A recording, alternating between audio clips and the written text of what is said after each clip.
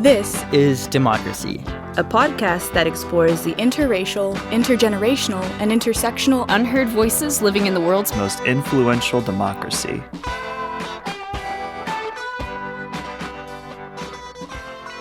Welcome to our new episode of This is Democracy.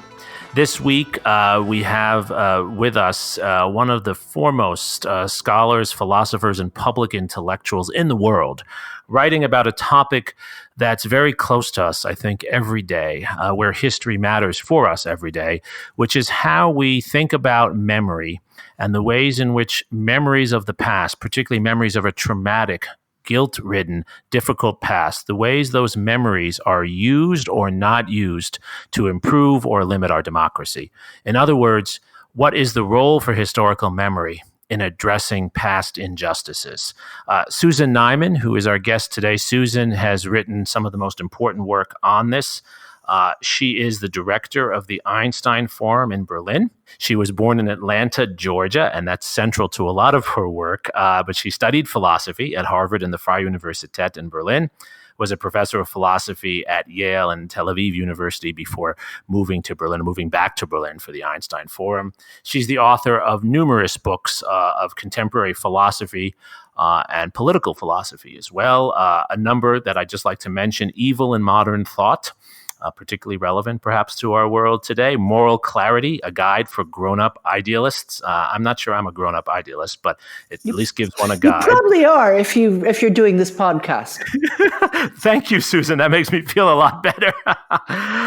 And her most recent book, the book that's really going to be at the center of our discussion today, which is really a phenomenal book. Both Zachary and I have read it.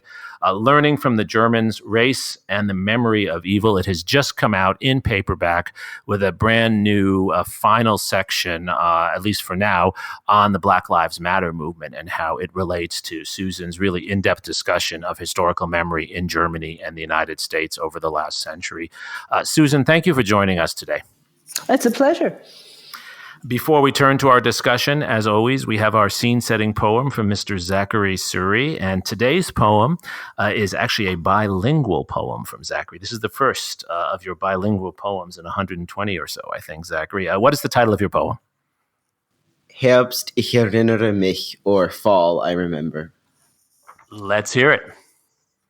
Fall, I remember. You sneak up on us from behind the orchard fence. You seem cold and distant until the signs at the gas station begin to freeze.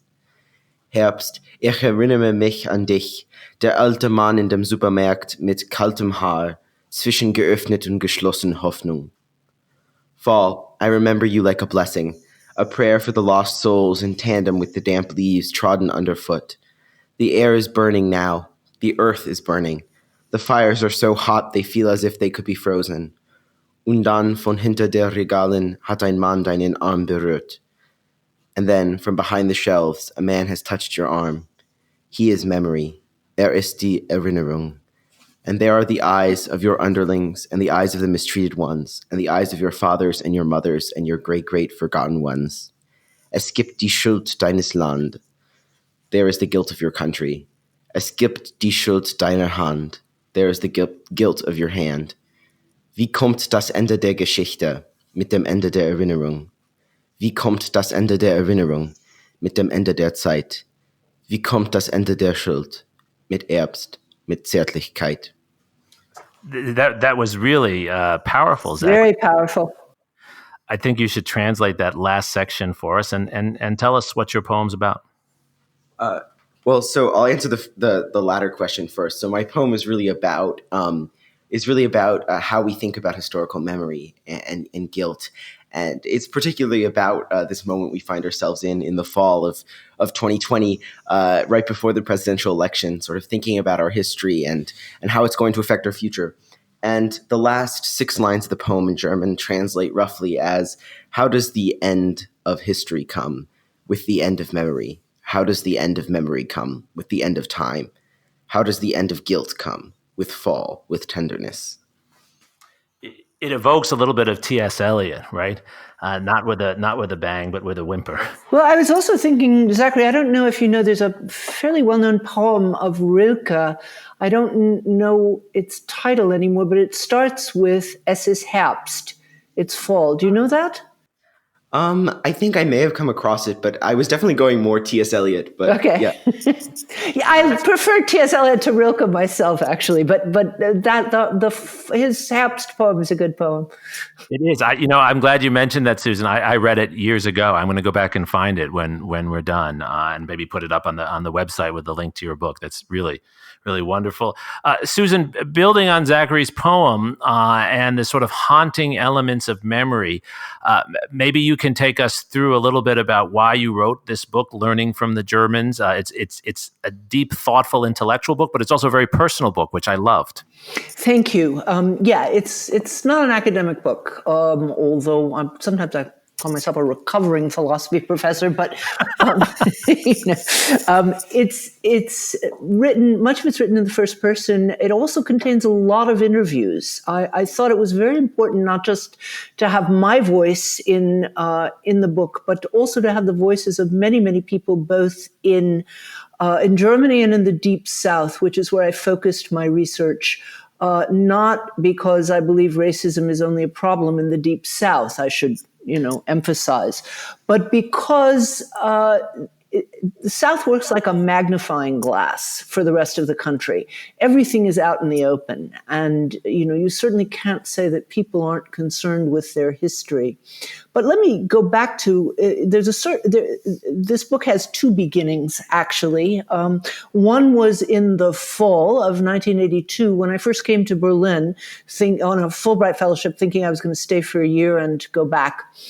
And the reason I didn't go back was that I became absolutely fascinated with this German concept of Vergangenheitsaufarbeitung, which I translate as working through the past. Germans like long compound words, yes. Right?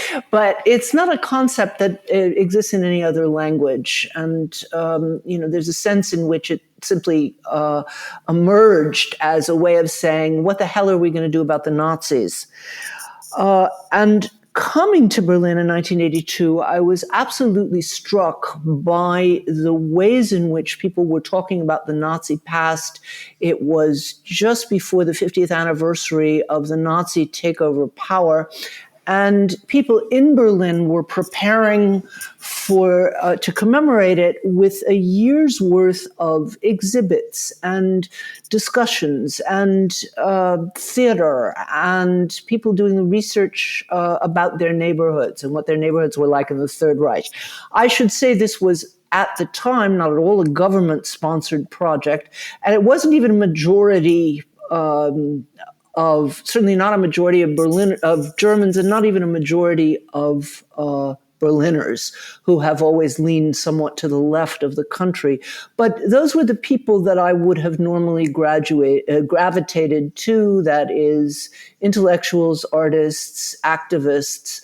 And they were examining their country's history, which also meant their parents' and their teachers' complicity, with an intensity that I immediately had to ask, why aren't we doing this in the United States? And at the time, I wasn't even thinking very far back about our history. I was thinking, we don't talk about the Vietnam War anymore. We've never really talked about Hiroshima.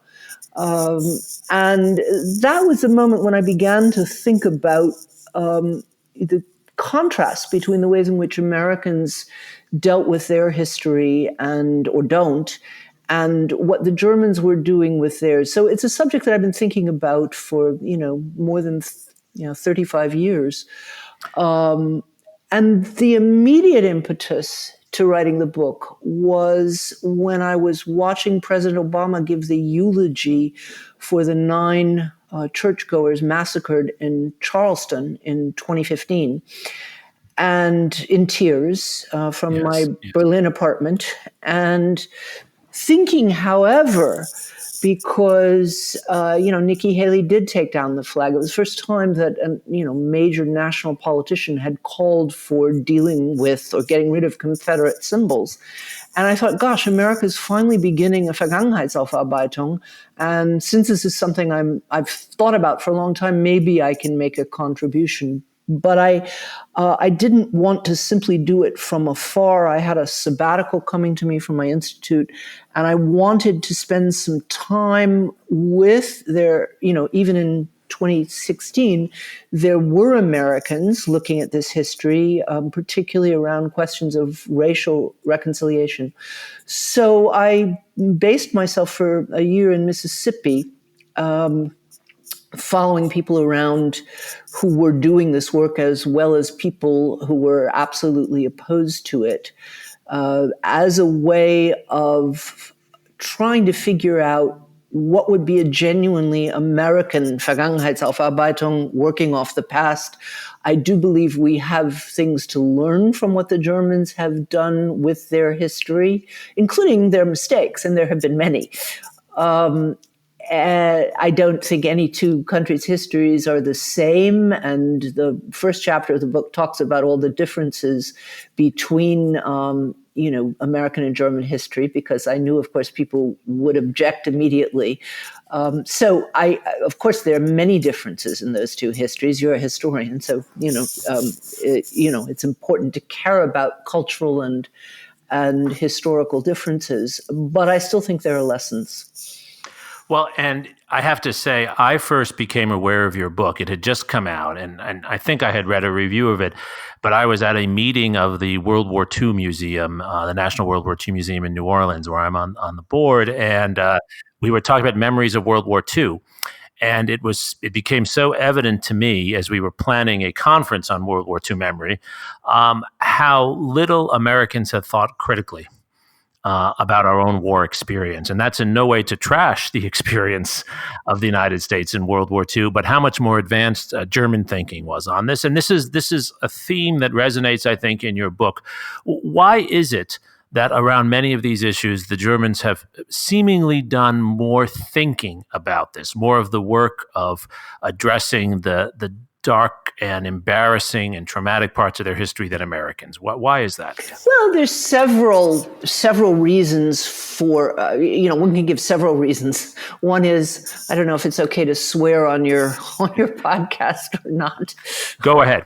Okay. I was in a radio program of all places, the Bay Area, and I used a slightly profane expression, and the moderator apologized to her audience, so you never know. But I'm quoting here James Meredith, one of the people that I interviewed in the book, the great civil rights hero from Mississippi. And one of the things he said to me, he said, well, the Germans got their ass kicked and we didn't. And of course, there's a way in which that's true. And one can say if there's any moral agreement in the world, it's that the Nazis committed, the worst crimes in human history. I'll agree with that. And of course, since they were devastated at the end of the war, there was some pressure on them from the outside to, do something about their history, although it was slow and faltering, certainly in the West. And I think that's a very important message for Americans to learn. We tend to assume that the crimes of the Nazis were so awful that the minute the war was over, they fell on their knees and begged for atonement. That is not what happened at all. In West Germany, in particular, they thought of themselves as the war's worst victims. And when I realized that, and it took me decades to realize this, because it's not something they like to talk about at all, you have to work to ferret it out. I realized that the tropes with which West Germans in the first decades after the war spoke about the war, we lost a quarter of our territory and 7 million people were killed, and our men were in POW camps if they survived at all, or they were wounded, and our cities were burned, and we were hungry, just barely alive. Maybe you'll catch the reference there. And on top of it, the damn Yankees wanted to tell us it was all our fault. Yes. And I suddenly realized they sound just like the defenders of the lost cause. Yep. And from that, I think one can actually get a measure of hope. Because if it turns out that even Nazis took a long time to acknowledge that they had some atoning to do. It's no wonder that those people who are asking, for similar confrontation with our history in the U.S. are getting pushback. It's no wonder that we're having a cultural war over this, because people tend, in the first instance, they like to think of their people as heroes. If they can't think of them as heroes, they think of them as victims. That's the next best thing. But, people focus on their own suffering. That's what people do. But what was historically unique was that the Germans made a further step, which is to say, yeah, we suffered and it was rough, but other people suffered more and it was our fault. And, so yes, the defeat played a role. There's some other, however, things that sound more prosaic. You have no idea what kind of a media landscape we have here, public media landscape. And I'm pleased to see podcasts like yours appearing to make up for the fact that, most radio programs and almost all of television is commercial television. It does not go in for long-form discussions of any kind. And that's entirely different in Germany. In Germany, most of the media is public, and we all pay a little tax. The funny thing is that I don't actually have time. I don't watch much German television or radio, but I am so happy every year to pay my little tax, which is not very much. It's like, let's say, $100 a year, because I know that ensures that we don't have Fox News, So the German public is used to serious discussions in television, in radio, in the newspapers, of a kind that we don't have enough outlets in the United States for doing. That's another thing that plays a role.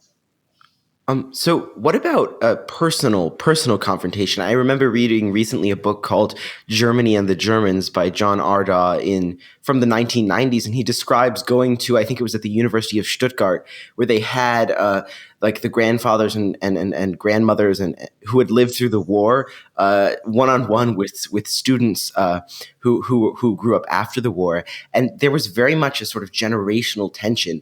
How much of the sort of Vergangenheitsaufarbeitung was personal, and why haven't we had that in the United States?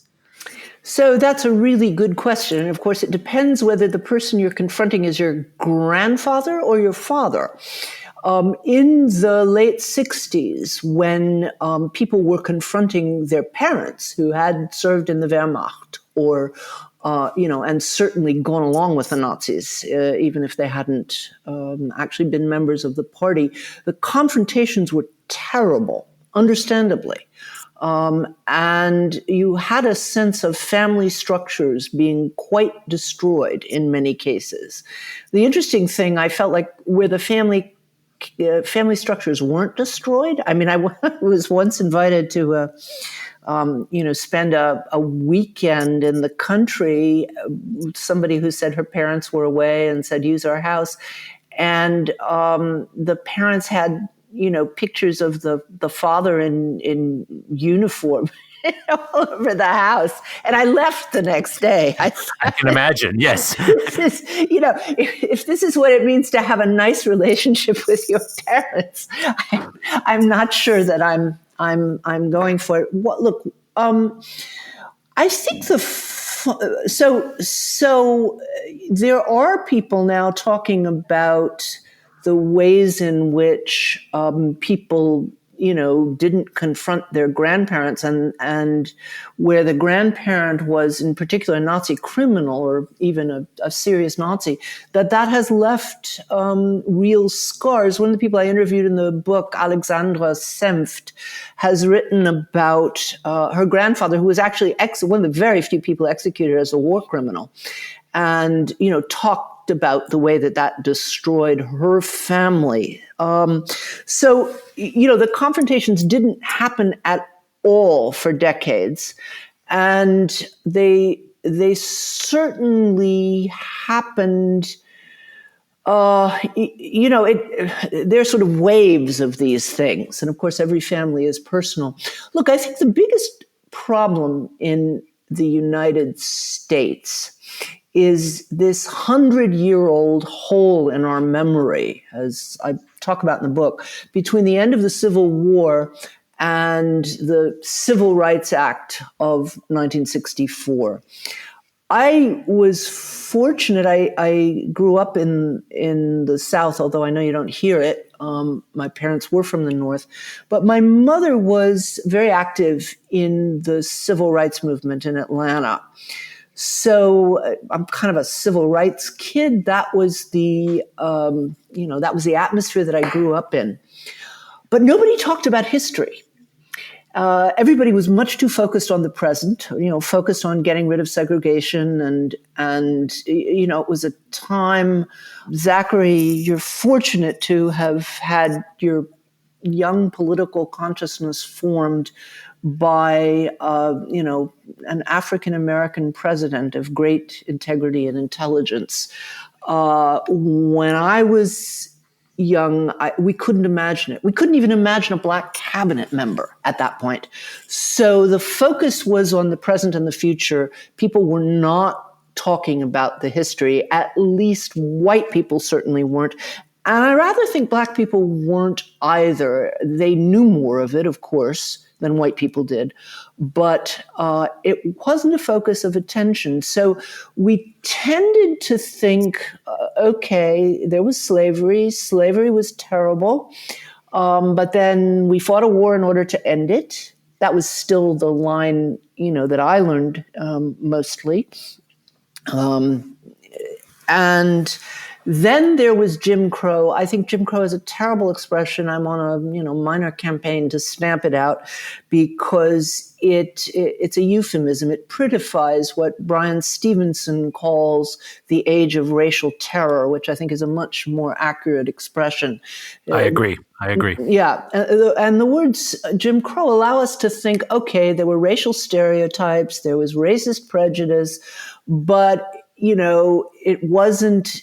We don't know about the web of legal continuation of various things that have been called neo-slavery, the way in which ordinary behavior, if carried out by African Americans, was criminalized, the way in which there was actually a deliberate turn from, thinking of African Americans as stupid and lazy, which was the stereotype during slavery days, to thinking of them as criminals, all the way through, redlining and the ways in which people of color were barred from getting mortgages, were barred from getting Social Security. So, and of course, in the background, lynching as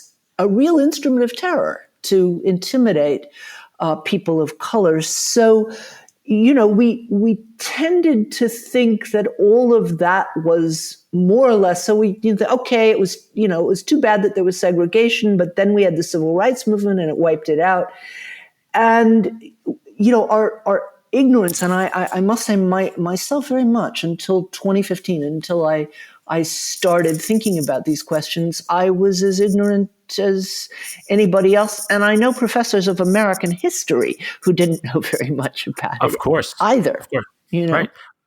Well, for a long time, it wasn't even in our scholarship. I mean, you could be a scholar of American history without addressing these issues until 30 years ago. Right.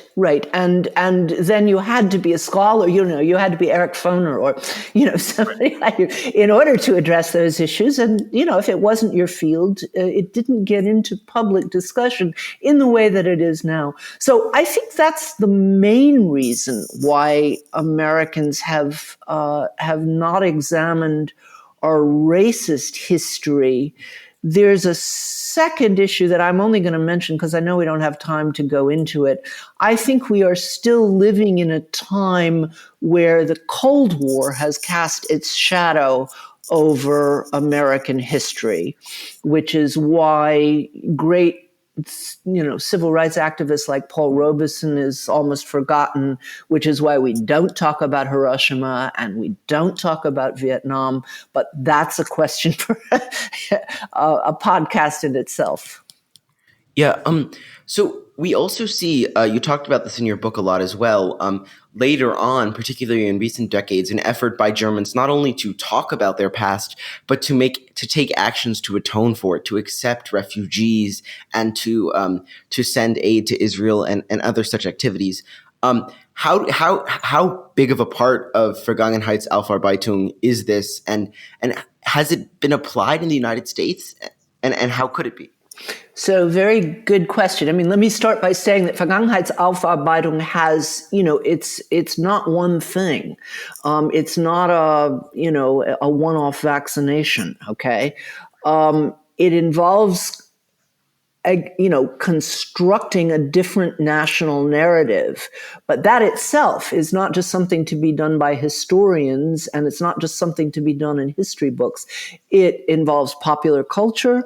It involves movies, literature, songs, all of that stuff needs to be rethought of. I think reparations need to play a role, and they have it certainly played a role in Germany with reparations to Holocaust victims, reparations to the State of Israel. And here is something that Americans tend to forget or not ever to have known about. The Wehrmacht laid waste to Poland and Russia and killed 14 million Slavic civilians. So East Germany paid a huge amount of reparations to Poland and the Soviet Union as well. So obviously, where there's been damage, and again, it's a complicated subject. The damage needs to be materially repaired. If there are still people who need to be brought to justice, they need to be brought to justice. We need to think about the iconography of our cities. As yes. I say in the book, there is no Hans Wehrmacht in Germany. I mean, I just made that up as a counterpart to Johnny Reb. Yes. What there are thousands of memorials to both victims and the few resistance heroes that there were. All of that is part of Vergangenheitsaufarbeitung. So Susan, this is such a powerful narrative that you put together here, and it is so compelling because it's thoughtful, and you draw out interviews with major figures. You've mentioned Brian Stevenson and many others on the German side and the American side. We always like to close our podcast episode, Susan, with a forward-looking, hopeful denouement.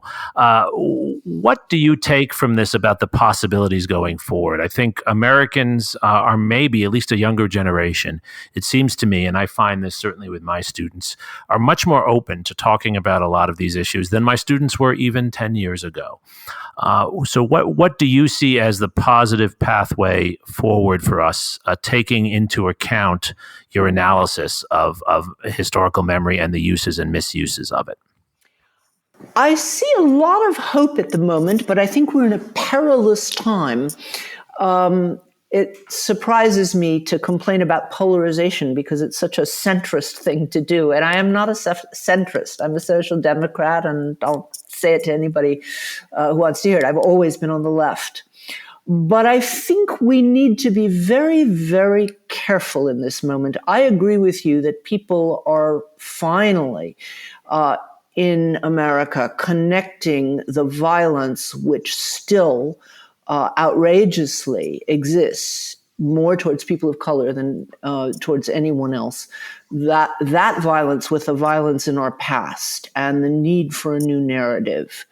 But I think it's extremely important that this be seen as a universalist project. I know the word universalism is, not very popular these days, but I'm making an argument to revive it, and I try and do that in the book. This is American history. This is not Black history. And it's very important, I think, that white Americans not consider ourselves as allies. An ally is someone who is, has a temporary alignment of interests with someone else, like the U.S. and the Soviet Union did during World War II, right? But it wasn't an alliance based on principle. I support Black Lives Matter not out of interest, but as a matter of principle, because I care about universal human justice. And I am part of, many people of many ethnic backgrounds who have always done so. Hannah Arendt, in her very important book, Eichmann in Jerusalem, criticized the state of Israel because when they indicted Eichmann, they indicted him for crimes against the Jewish people. And she says they should have been indicted for crimes against humanity. Right. And I think that's exactly right. And I think we need to see the crimes against African Americans as crimes against humanity that should engage and enrage every decent American as we work to reconstruct a better country. That's so powerful, Susan. And I loved how you closed the book in what you called in place of conclusions, because there is no conclusion to this story, where you talk about how, in your words, I gave tribalism a try. Right. But then you say, it surprised me. I had a little bit of whiplash at the end. I didn't expect that from you. And then you said, this book itself is offered as an exercise in universalism, in the hope that understanding difference will help us to find shared souls. Zachary, this book obviously moved you. We read a lot together, but I think you really were moved by this. Why did it move you? And do you think that Susan's plea for universalism will resonate with your generation? Yeah, I think that it really resonated for me because it's a very sort of it's an understanding of American history and world history from a perspective that is deeply intellectual, and I think the most accurate depiction of history that we can see.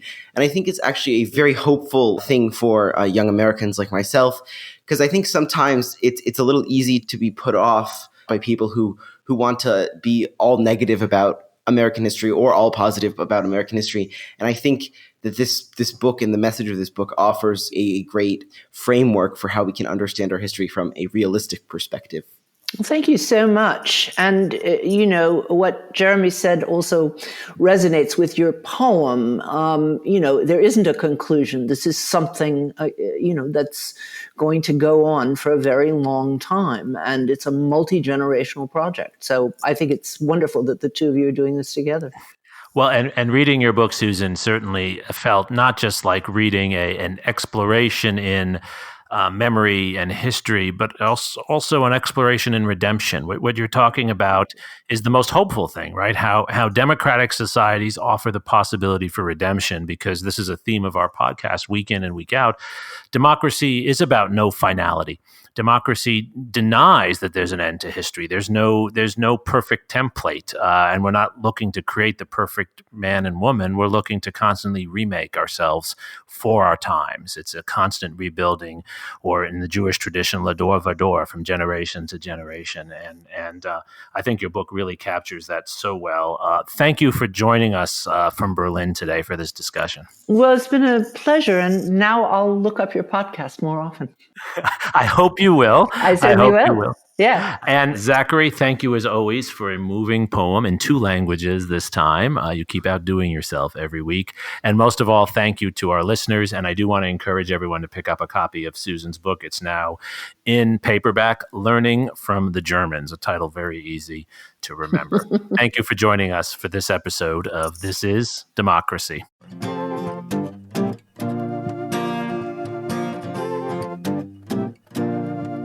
This podcast is produced by the Liberal Arts Development Studio and the College of Liberal Arts at the University of Texas at Austin. The music in this episode was written and recorded by Harrison Lemke, and you can find his music at harrisonlemke.com. Subscribe and stay tuned for a new episode every Thursday featuring new perspectives on democracy.